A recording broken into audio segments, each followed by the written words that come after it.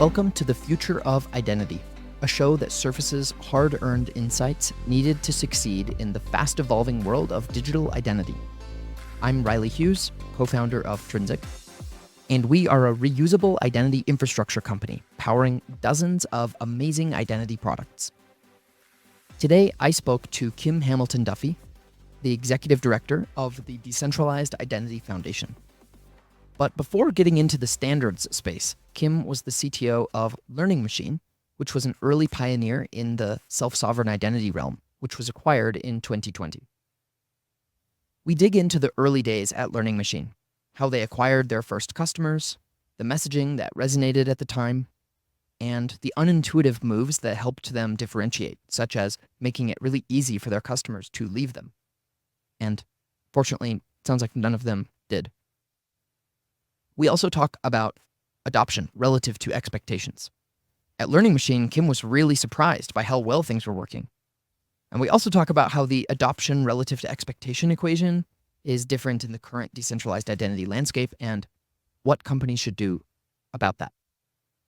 So this was a really great conversation with one of the foremost leaders in the decentralized identity space, and I'm excited for you to hear it.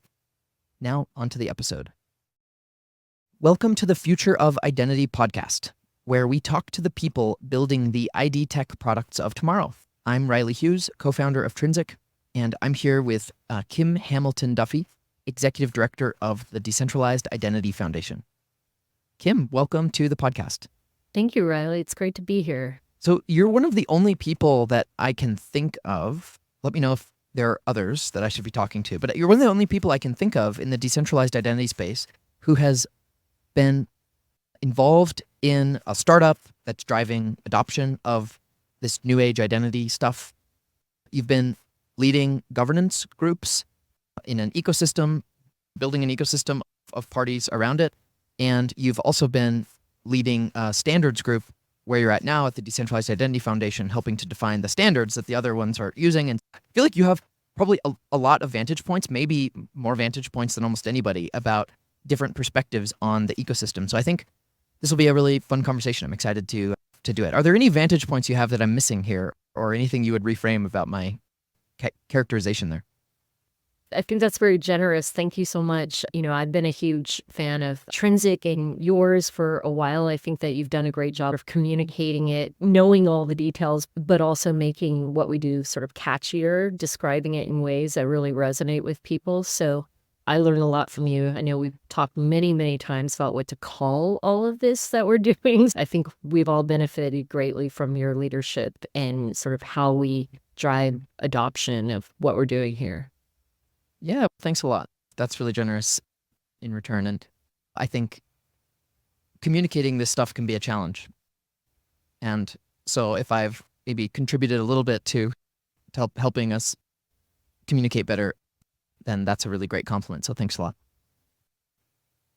I want to get into it. On this podcast, we try to keep focused on the more tactical elements of reusable identity adoption. I was hoping we could dig into Learning Machine, which, as I understand it, was your kind of foray into the decentralized ID space. So is that right? And if it is, then maybe you could give us an intro of what you were doing there and the story. Yeah, I'd love to. So yes, it was my first entry even into identities. My background, very focused on infrastructure in the sense of distributed infrastructure, solving new problems, ones that were sort of new territory. You could solve things from first principle, things that pull heavily on a broad range of computer science and math. I had been getting interested in blockchain from the sense of reading about it and even taking some Coursera courses. Then a high school friend of mine, Dan Hughes, reached out, and he was leading a company, and he mentioned an opportunity, a collaboration with MIT Media Lab to anchor open badges, which is a credential schema, to the Bitcoin blockchain. And he asked if, he's like, here's this weird thing. It's hard to think of who would be a good fit for this. I think, he thought of me. And I said, well, that's a terrible idea, but I couldn't resist learning about it. So I came to meet with Philip Schmidt at MIT with Dan and Chris Jagers, his co-founder. And so from that meeting with everyone at the Media Lab who's focused on it, I learned a lot more about the context, why they were wanting to anchor it to the Bitcoin blockchain. The big thing at the time was open badges. The dominant form of verification that happened was what's called hosted verification, which meant it relies on the issuer hosting the file corresponding to that accomplishment. That was where the problems came in, right? If the issuer website wasn't available, if they moved it, that was a really common problem, like sort of lack of URL permanence. Then you no longer had the ability to access it, prove that you really performed that accomplishment. So the problem that we were wanting to solve was using the Bitcoin blockchain we used it for a lot of things, and that's sort of where the decentralized identity rat hole came in. We were using it for the sort of cryptographic key signing of the issuer. We were using it for time stamping, the ability to say like it happened within this range, and then also we can map it to, cryptographic keys being valid in a certain range. So we were doing a whole lot of stuff there, right? And part of the idea was that we were saying identity a card. We don't want to get into identity. And so, but as I was moving forward and trying to figure out things like cryptographic key rotation and everything, I realized that we had maybe made too many sort of simplifying assumptions. So did some Google searches, ran into Manu Sporny and all that community, found verifiable credentials and DIDs. And so I think that was sort of the entry into sort of decentralized identity. We sort of backed into it, joined, became CTO. We had probably very soon after decided to release the open source block certs. And then we also developed a commercial product based on it.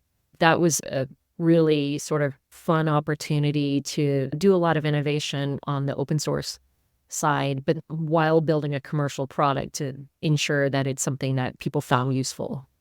Got it. Awesome. That's really helpful. Sounds like open badges are something that at the time universities and other institutions were using, but there was a problem on the verification side, and that adding blockchain to the mix could help with some of those problems. So was your commercial offering mostly targeting institutions that were already using open badges and that had this problem? Or was this at a point in the open badges adoption cycle where that customer list was not very long? You know what I mean? Was this earlier and you were mostly selling into institutions that were used to PDFs, or what was the landscape of the customer marketplace at the time? I would say that we were not really targeting, so at the time, at least, open badges, partially because of some of the weaknesses that I mentioned at the time, people tended to use it for pretty low stakes credentials. And so what we saw and sort of where the blockchain came in and the cryptographic elements was that there was a real need. There was a lot of fraud happening, and we really had focused heavily on education workforce credentials and, a lot of the cost associated with fraud that would happen. And so we were not really looking to be a substitute to, say, open badges. We were focused more on, these pain points of verifying credentials, especially when it comes to cross borders, like people who are transferring into a university from a different country, and then the, procedures are completely different. So yeah, we were looking basically at starting a little bit more of a new market. I wouldn't say we were exactly going for DocuSign, because we deeply saw, embrace the importance of building it on open standards, building it on a solution where people control these credentials. So we definitely saw it as something new and transformative. I see. The main reason I started this podcast was because I was interested in decentralized identity adoption, and then walking through the stories and extracting the learnings from it. So in terms of adoption, did it meet or exceed or underwhelm relative to your expectations? It exceeded my expectations. And, I think a big part of it was just the right people at the right time. So not just being humble here, but the tech was just one part of it. So it was fantastic that we could partner with MIT Media Lab. We had access to people like Neha Narula at the Digital Credentials Initiative at MIT to help us really think through why are we using blockchain? And that helped us be really at the sort of edge of, starting to minimize reduction on the blockchain where possible. So that reputation and weight of MIT definitely helped a lot. But I think, and then there was the founders, so Dan and Chris and their vision for it. The two things that maybe people don't think about a lot, we had a brilliant designer named Jimmy, and he was laser focused on usability and the packaging along with Chris. So we were just deeply a design kind of focused company and aware that we're building something new and it has to be just blazingly simple. So a lot of things that we were doing in terms of design, I see people, maybe I feel like we were really ahead of the curve on that. And then lastly, our head of business development, Natalie Smolinski, she's just phenomenal at articulating the vision and speaking to the aspirations of our customers. So I think we just really had an amazing mix of people that were all really passionate about what we were doing. And I think it helped that we were really early and that we were just building something that felt entirely new. And so I think through that combination, we were really able to speak to not just educational institutions. So a lot of educational institutions, like the registrars, are really bought into this goal of, yes, your credentials, your diploma transcript, these should be yours. You should be able to control them. And so at least on the supply side, we had a really good match there. And we also had a good fit in terms of governments looking to represent certifications for their employees and some of the more organizational aspects that come into that. I would say that the government side, what really worked well was they weren't really looking to replace something. They were in the position of saying like they had not really had digital records of any form. And so they were in the position of building something new. And so this vision really resonated with them. So we were, I would say in thanks to that broad mix of talent that we brought in, really able to speak to people and, get customers. Yeah, so if I'm an educational institution and people from Learning Machine are talking to me about the vision and trying to convince me to become a customer and start issuing credentials, right? Is the primary sell mostly around the vision of people owning their credentials, or is it more about the nuts and bolts of the cost savings associated with not having to answer the phone and issue paper transcripts anymore, and like all of the kind of business operational processes and things like that, right? Is it more the vision, or was it more the nuts and bolts of the cost savings? Right. Certainly for Learning Machine and what was really resonating with our target customers was the vision. And so that was, really what Natalie would focus on is describing the goals of, what I think we were calling it more self-sovereign identity but the idea of people being in control of their records. And so certainly, with whether it's registrars at educational institutions who were really compelled by that mission, governments who, looked at it as a way to build, the better architecture for themselves going forward, that really spoke to them. And so if you can't fire your vendor, it's not self-sovereign. And we meant that very deeply. Before we even went live, I made sure to figure out exactly how a customer would offboard, and all of the credentials would still be verifiable. And I remember even at the time thinking like, this is amazing that we're building things sort of from the start to sort of plan for our obsolescence or like plan for people to leave. But I think that telling, letting people know how deeply this means, like you really can get rid of us. And so that was one of the key points that they found really compelling, and our commitment to portability and true control, individuals' ability to control their records.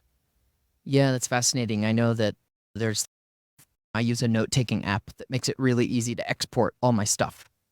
And that note-taking app has been very frustrating in the past. and I've wanted to leave, but I've been like, no, it's a hassle to leave, and I can just leave anytime because I'm not locked in. So I'll just leave later. And here I am years later, still paying them and all of that. And it is funny how paradoxically, making it easy to leave can often help you keep customers and help you acquire them in the first place as well. So that's an interesting insight. And it's oftentimes, I found, maybe sometimes a little bit more, there's a little bit of promise to it that isn't always real, but it sounds like you really built it for real from the beginning, and that's pretty cool. Yeah, and we even had run books for how people would do it, and no one ever did it, but yeah, I agree with you. I think there is, from a business perspective, there really is an art to that. I know I have one subscription that I have probably not used in 4 years, but for similar reasons, how you navigate that, I think that in the absence of clear formats, data standards around what it really means to migrate things across, it is also kind of hard for people to figure out what to do. In our case, we knew the credential standard that we were exporting to. In a lot of other cases, like say with note-taking apps, what sort of convention are you using? So you just come up with something. I know it started with GDPR, for example, and the ability to export your data. I don't know if people have ever exported your data from like Spotify or whatever. You can see some amazing stuff in there. A colleague of mine found out that they had profiled him as a cat dad. So it's interesting that you can see all the stuff on you, but then also what you might get to do with it over time, and especially if individuals decide that they want to share it with other organizations. A lot of interesting questions around those will come up. If we go back to the journey, or the learning machine journey, your expectations are exceeded, things are working, there's credentials out there. Obviously, there's two sides of the coin in these ecosystems. There are the issuers and there are the verifiers or relying parties. Can you speak to the process of interacting with that other side of the ecosystem? Did you also build just as intentionally that side of the ecosystem, or was your effort mostly focused on getting the credentials out there, or how did that part go? Yeah, I think at the time, because it was so new, that kept us really busy just getting credentials issued. And to a large extent, it was clear what we were, I wouldn't say replacing, but it was clear what we were targeting. And at least conceptually, the use cases were clear. So I think I mentioned earlier the idea that a big part of it was that, working with, say, governments who are doing something entirely new.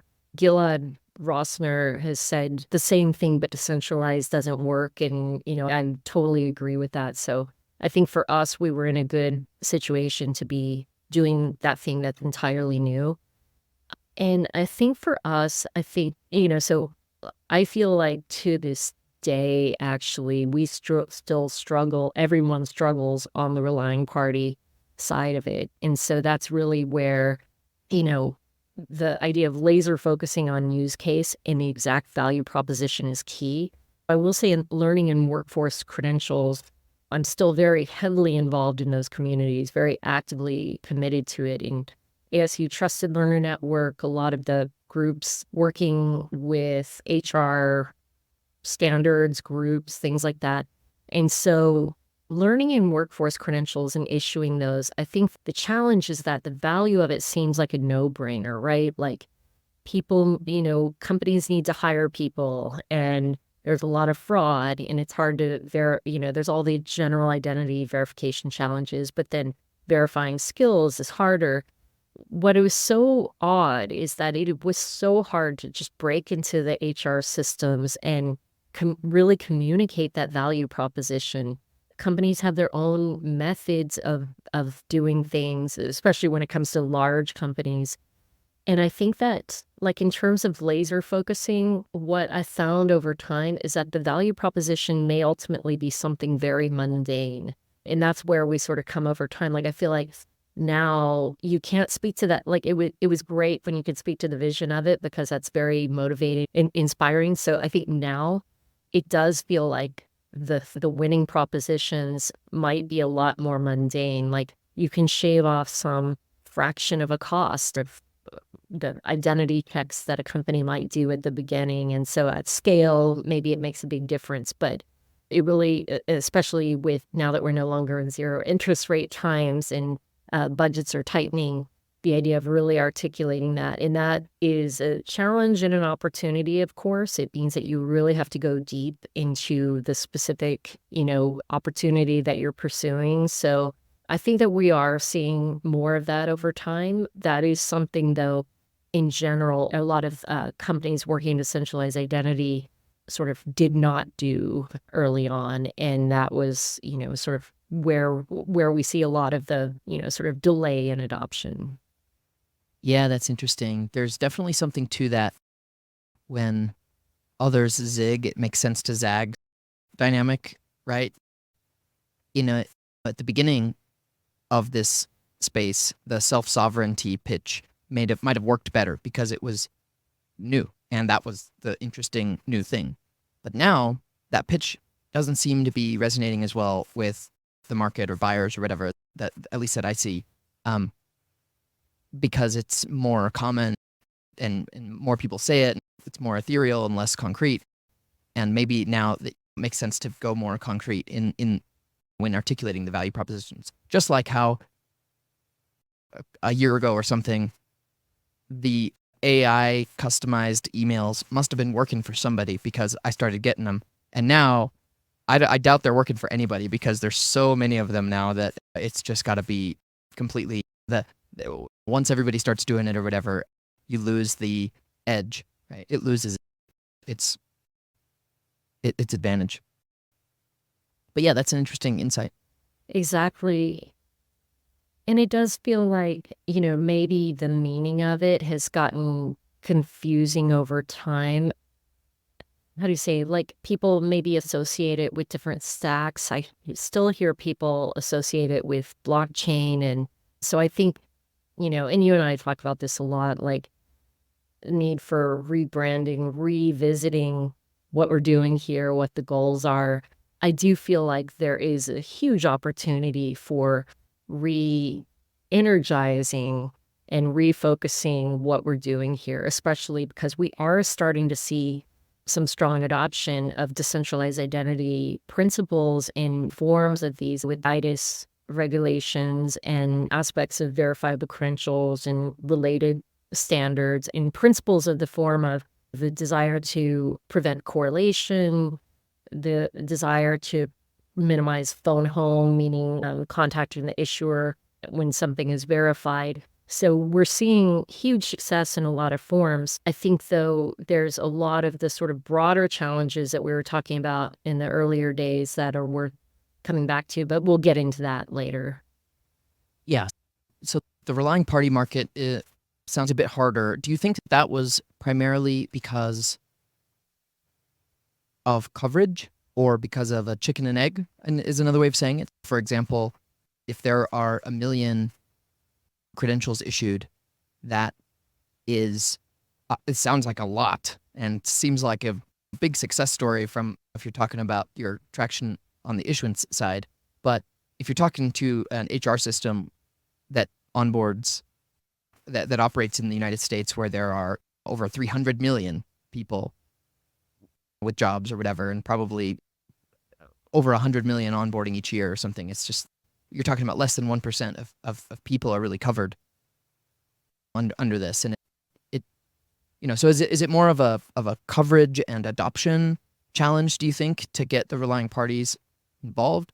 Or do you just think maybe the pain point wasn't acute enough and that the old way of doing things worked well enough that it didn't justify an update? Or do you have any kind of diagnostics on that?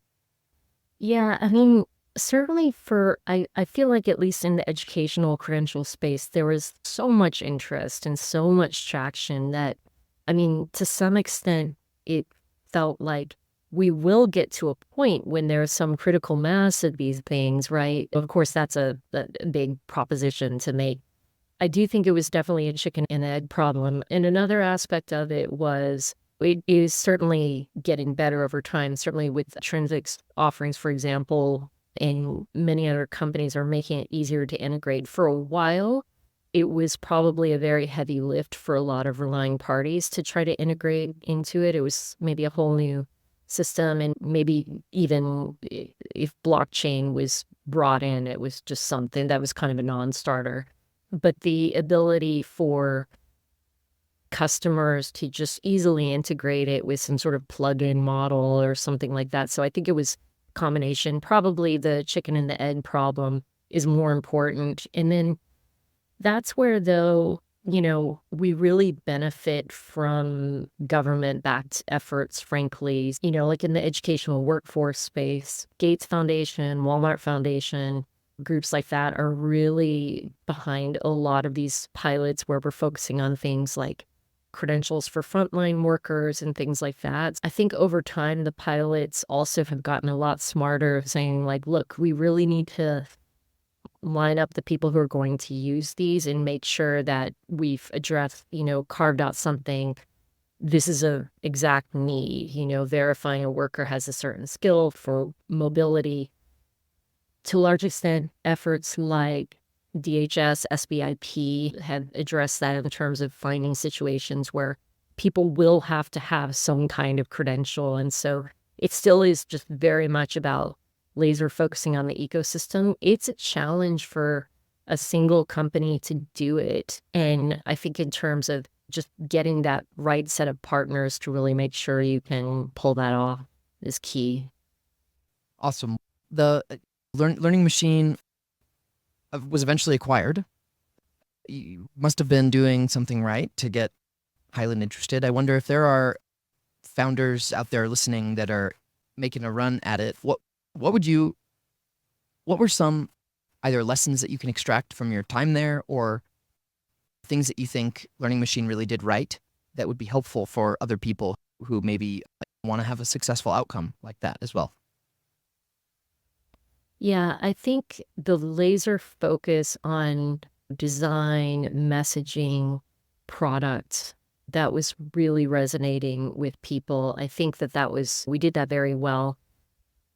Being focused on the open source ecosystem from the start, that was also really key. And I think at the time, even though we weren't entirely positioning ourselves as alternative to companies that were in the open badges space, it was clear that a lot of what we were doing, frankly, was education and addressing people's concerns around use of the technologies that we were introducing, how we're insulating against them. So I would say we spent a lot of time on education. People, like buyers, were starting to understand that, and they would start to ask companies that were selling open badge-based products, they would start to ask them, well, do you support this? And maybe they didn't know exactly what to ask for. Maybe they would say, well, do you support blockchain? And, really it was sort of teasing apart all of that. But I think understanding the importance of messaging, working with the community to understand what works and what resonates. So in our case, Highland really saw the value of the approach, the community and ecosystem that was associated with it.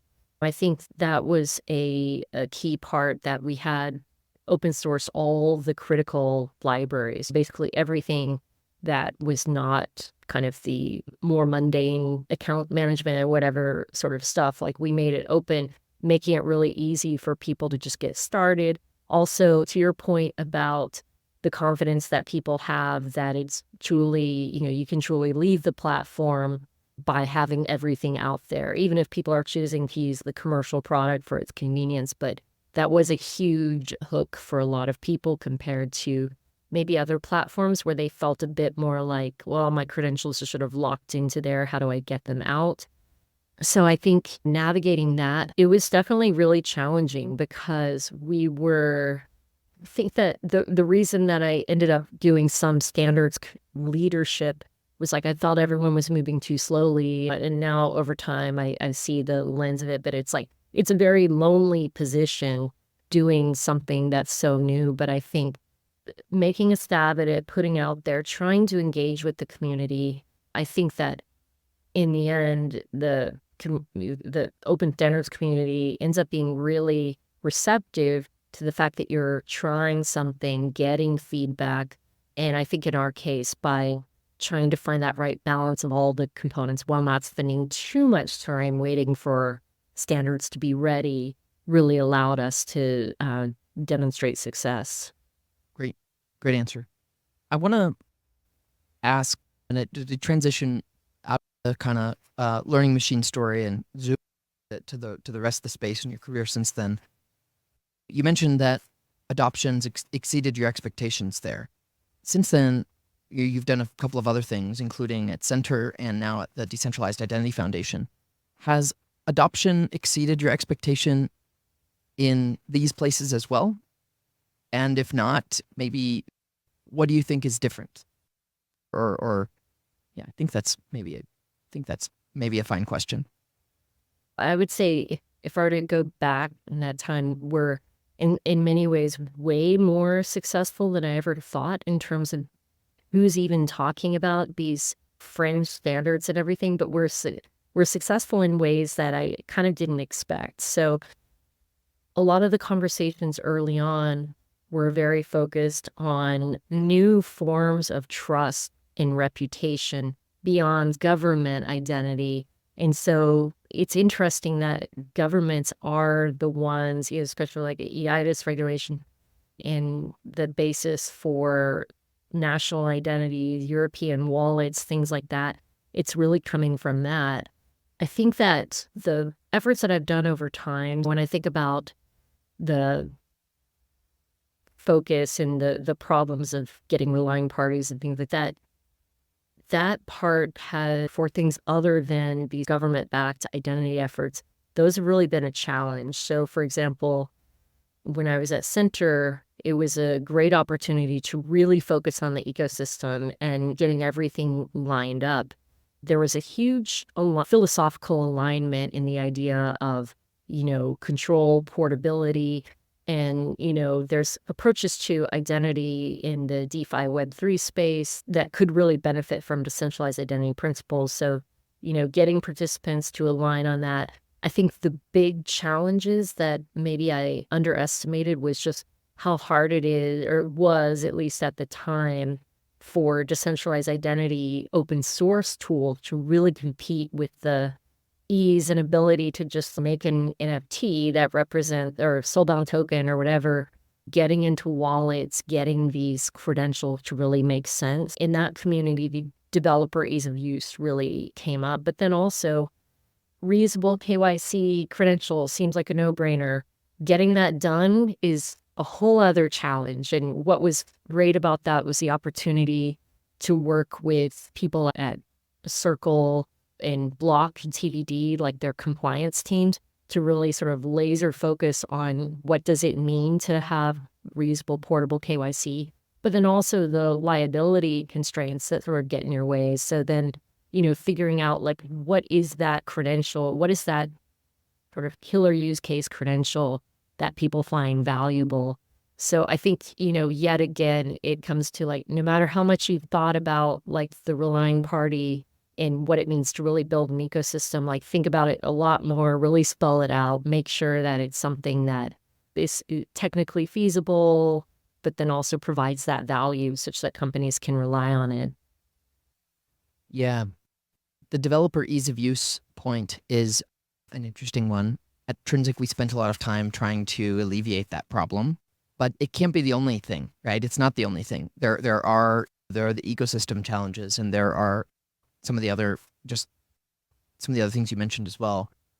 I remember when I interviewed for a job at the Sovereign Foundation in 2017, I remember hearing about how the credit unions were going to issue 1 million credentials within the year or something, and they were going to the adoption would be adoption expectations were lofty at the time, and to this day, I think, are still not quite where we thought they would be 7 years ago or something. It seems like there are really two schools of thought. The first is that by getting a lot of the best minds in an area together and aligning on some common things, right? Collectively, 2 plus 2 can equal 5, and the sum is, or the output is greater than the sum of the parts. And I think we've seen that in certain ecosystems. And then there's another school of thought, and you heard me mention this before in a previous conversation, but I spoke to a founder of a company that is basically building something that looks and smells a lot like decentralized identity, but is totally proprietary. And his insight in the market was like, wow, these decentralized identity people are onto something. There's a lot of value here, but they're all too busy sitting in working groups and figuring out standards and trying to build open source code that solves every edge case. And so they're moving slow. So I'm just going to go take the concept and run at the market and get a bunch of customers with it and ignore all that stuff. And so there's really these two schools of thought, right? Is the one may be a little slower on the uptake, but once it takes off, you have a whole ecosystem of parties that are aligned on something, which will propel it seemingly faster than something else. And then you have another school of thought, which is just run ahead at something and ignore what everybody else is doing. And it's interesting if you were talking to somebody who were evaluating these two paths, right? Obviously, as the executive director of DIF, I can imagine where you would land on that. But I guess, how would you help them think through what they should do and how they should balance maybe the two extremes to land on a happy medium that's right for them? Yeah, I mean, I ended up a little more on the standard side of things, and it was something that I do think it's important for people to be very mindful of it, seeing how much demands it can be on someone's time. I mentioned the idea earlier, you just cannot wait on people to do, like if you're trying to build a product and you just end up way ahead on what people are trying to solve. Like the examples that I come up with are, we were making sure revocation worked, and everyone else was like, no, we're not even going to think about revocation until 2022. And I don't know, I think people are finally thinking about revocation, but it's just, there's so many like critical technical aspects that you just have to make a stab and go forward, document it, stay tuned and everything. I think in terms of the proprietary alternative, it's like the real risk, of course, is that you're sort of out on a limb doing something that just becomes obsolete. You're really not sort of in tune with where the direction is going. And maybe if you have really strong lobbyists, you're making sure to get in the room with the regulators or things like that. But it's kind of a lot more work than just being engaged with this community. But then also, again, being very selfish about it, knowing what you want to get out of it. I think the thing is like it can be, I guess the identity community is probably some inherent reason. Like it can be a feistier community than most, but I feel like it's important for the leadership to support realistic expectations for companies' involvements, make sure that it's easy for them to get access to the information that they need, not expect them to change their whole roadmap waiting for a standard or something like that, and supporting them in their ability to share their lessons learned or report back. I think that there's a way to navigate it such that you're not being just sucked into all of these working group meetings.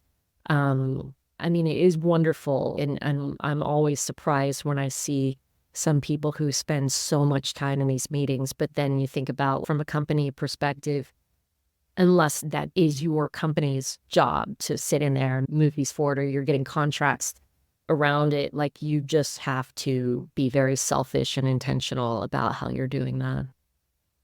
Yeah, that's a good nuanced view. I appreciate that. This has been an awesome conversation. I'm really glad we got to do this, and appreciate your generosity in sharing your perspectives here. Do you have anything to actually? So we like to ask everybody who comes on the show, tell me what the future of identity looks like to you. Right. So I mentioned a few times the unevenness of success in decentralized identity and identity credentials, the idea that government identity is having a lot of progress. I think what still remains my North Star, what excites me and motivates me, let's come back to this. So I've been really motivated by the lifelong learning, accomplishment, and skills credentials, and the ability for people to carry that with them. So identity credentials, including national identity, if that's relevant, or MDL, whatever, that's a critical part. What I find really motivating is the possible transformation that comes from the ability to establish trust in a broad range of claims. These are the sort of conversations that I'd like to get us back to ensure that we're continuing to build towards. So things like proof of reliable payment history to open up access to credit, helping people find better career paths and opportunities by the ability to establish trust in this broad possible range of credentials. And then also enabling business models that don't necessitate data silos. Like the step one of the business doesn't have to be go get all the data, become the winning platform so that then you can learn and make recommendations. There's a lot of new opportunities that are possible if we can will this into existence. And I think in terms of the possible transformation to people's lives, that's really the vision that keeps me going. And we want to be practical and make sure like what's achievable right now, not get stuck on the chicken and egg problem, but charting a path to this kind of future is really exciting to me. Great. That's a motivating vision for the future for sure. Kim, do you have anything to plug? If people want to learn more, get in touch with you, or get involved at the Decentralized Identity Foundation, where would you point them? Yeah, so come to our site. It's identity.foundation. If you want to just sort of casually check out what we do, what we talk about. Lamari, who's our amazing community lead, she leads DIF coffee breaks every Thursday on X, formerly Twitter.